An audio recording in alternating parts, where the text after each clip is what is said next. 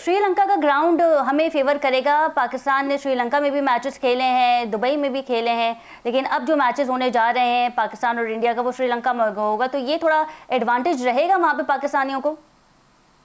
नहीं, advantage equal होगा, इसलिए कि इंडिया को भी इसी तरह की पिचों पर इसी तरह की कंडीशन में खेलने की आदत है और उनके स्पिनर्स हमसे थोड़े से बेहतर है और वो आराम से 3 से 4 स्पिनर अपने 11 में खिला लेते हैं। हम बड़ी मुश्किल से 2 स्पिनर को एडजस्ट कर पाएंगे। बहुत भी खिला लिए हमने, 3 खिला लिए, एक ऑलराउंडर उसमें शादाब भी है, उसमें नवाज भी है।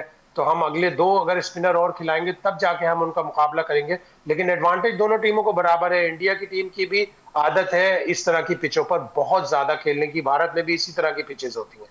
अच्छा, मोहसिन नकवी साहब का ये कहना है कि जुम्मे या फिर पीर को जो है वो ऐलान कर दिया जाएगा कि पाकिस्तान इस टूर्नामेंट का हिस्सा है या नहीं। आप कड़ी नज़र रखते हैं स्पोर्ट्स पे, ये बताइएगा कि पाकिस्तान का जवाब क्या होगा या आपकी क्या प्रेडिक्शन है, आप इसे कैसे एनालाइज करेंगे कि आया पाकिस्तान जो है वो हाँ कर देगा कि हम इस टूर्नामेंट को ज्वाइन करेंगे, खेलेंगे। बिल्कुल हाँ करेगा, इसलिए कि मोहसिन नकवी के सामने सारे इसके प्रोज एंड कॉन्स हैं। नहीं जाएंगे तो नुकसान होगा। $2 मिलियन पाकिस्तान के ऊपर फाइन लग सकता है, पाकिस्तान आइसोलेट हो जाएगा।